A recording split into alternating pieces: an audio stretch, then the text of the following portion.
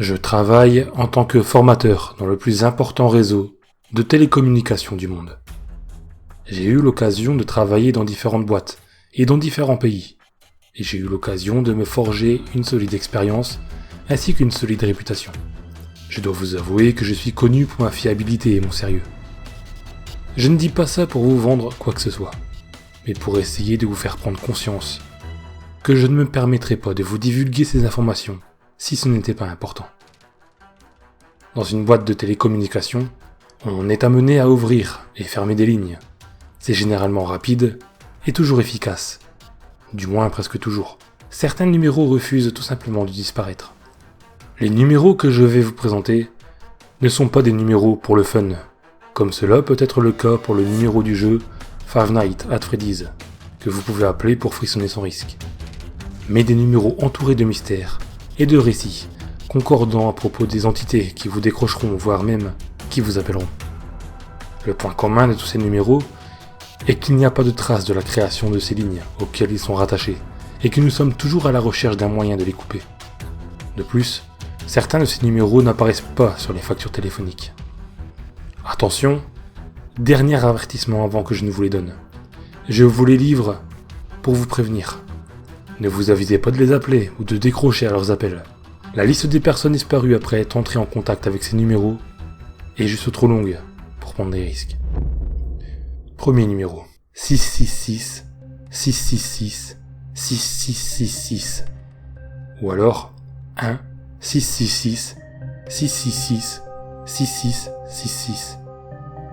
Depuis des années, des gens signalent recevoir des messages effrayants provenant de ces numéros, l'associant au diable dans leurs témoignages et indiquant dans certains cas qu'il n'apparaît pas sur leur facture. Voici un de ces témoignages. On rentrait à la maison en voiture une nuit, quand un de nos amis a reçu un appel sur son téléphone qui indiquait 666 666 6666.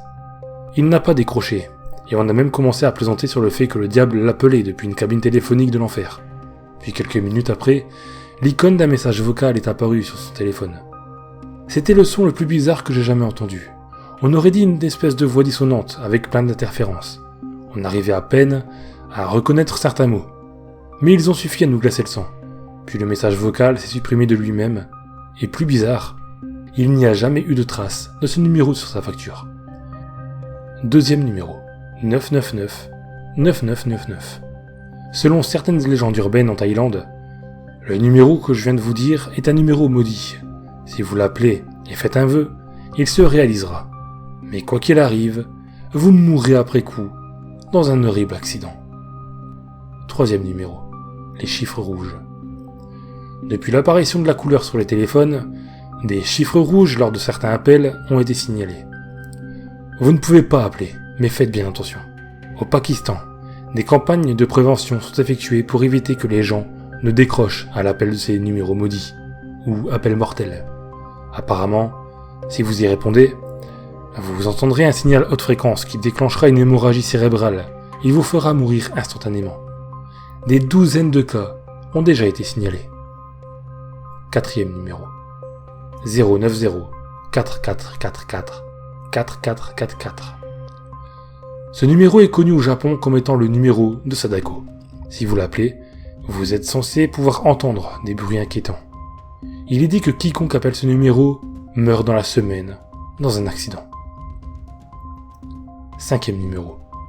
0888 888 888.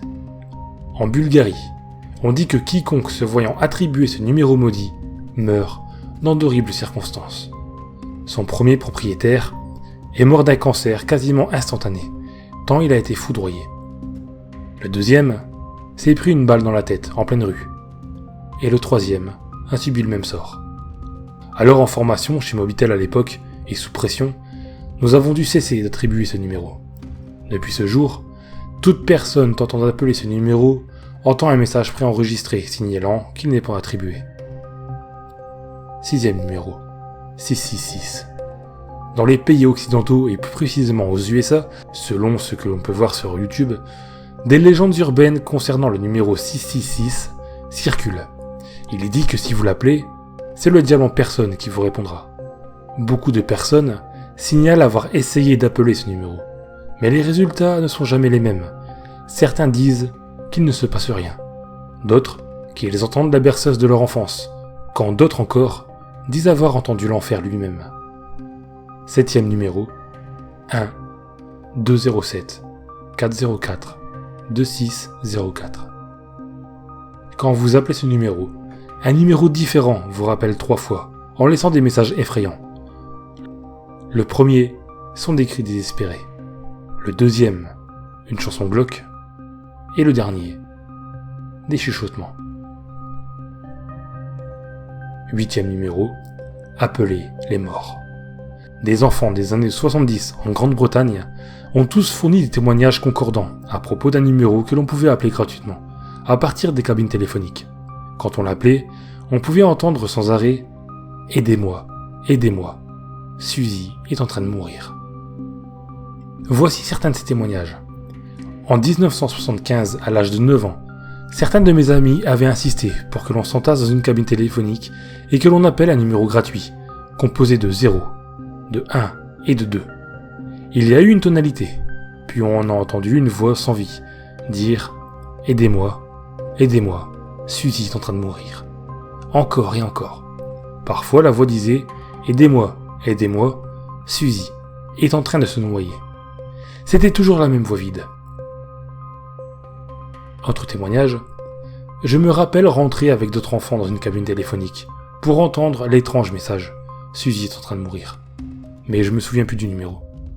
Et enfin, dernier témoignage. Je me souviens de l'horrible voix de quand j'étais petit et qu'on jouait avec les cabines téléphoniques. Selon ceux dont je me souviens, on mettait une pièce dans le téléphone et on composait le 20, 20, 20, 20. Et la voix de l'autre côté était distordue mais audible et disait « Aidez-moi, aidez-moi, Suzy est en train de mourir ». Ce qui nous faisait toujours prendre nos jambes à deux coups. J'aimerais vous raconter une histoire que mon grand-père m'a racontée, pour voir si quelque chose d'approchant a pu être vécu par l'un d'entre vous. Si c'est le cas, vous comprendrez facilement combien j'ai besoin d'aide. L'angoisse et la terreur m'empêchent de dormir depuis déjà plusieurs jours, et je suis pris de tremblements, incontrôlables, rien qu'à y penser, comme une énorme épée de Damoclès au-dessus de ma tête. La semaine dernière, mon grand-père a appelé ma mère. Il voulait me voir et avait besoin de mon aide pour la corvée de bois. Selon elle, sa voix semblait angoissée. Et qui plus est, la ligne sonnait occupée quand on essayait de le rappeler. Elle m'a donc obligé à y aller. J'avais aussi pour mission de résoudre ses soucis de téléphone.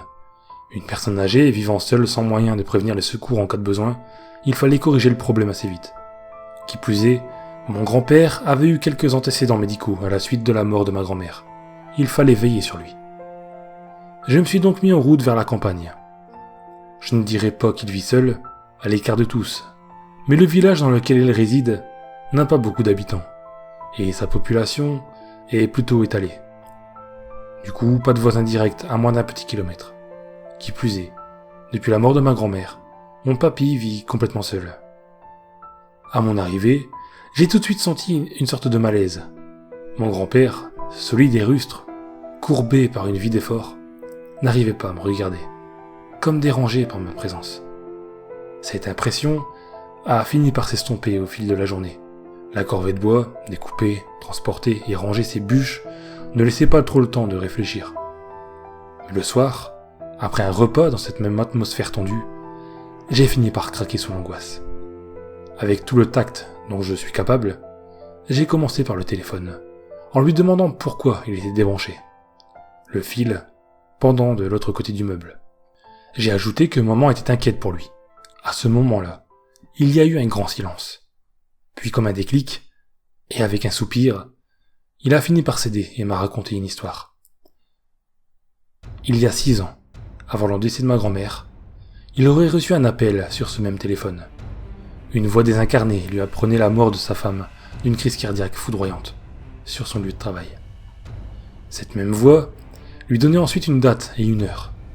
L'appel s'était reproduit ainsi plusieurs fois dans la soirée, jusqu'à ce que mon grand-père, terrifié, préfère débrancher le téléphone.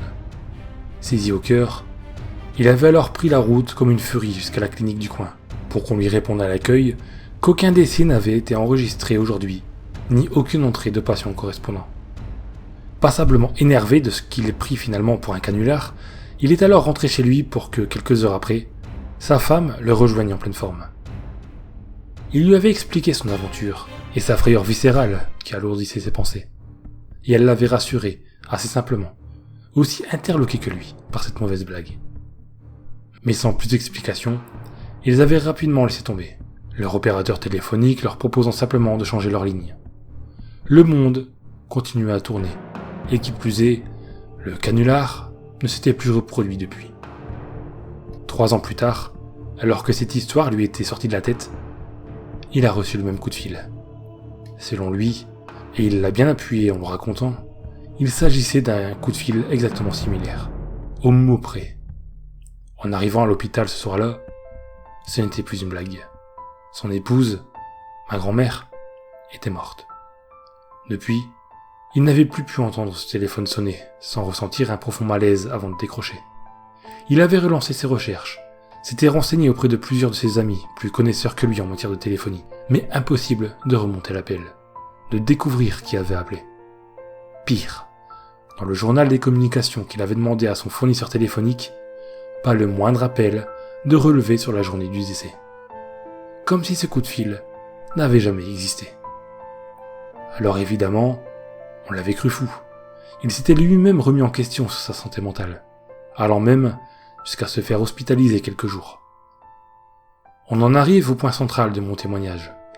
J'ai regardé mon grand-père alors qu'il poursuivait, mes yeux ne pouvant quitter le fil du téléphone, débranché. Et alors qu'il se mettait à pleurer, racontant l'appel qu'il avait reçu la veille, l'appareil a sonné. Alors maintenant que ma panique est passée, maintenant que j'ai rédigé toutes ces lettres, que j'ai ordonné les choses, et que j'arrive enfin à accepter les choses telles qu'elles doivent être, dites-moi si tout ça est vrai. Avec 3 ans à vivre, que feriez-vous ?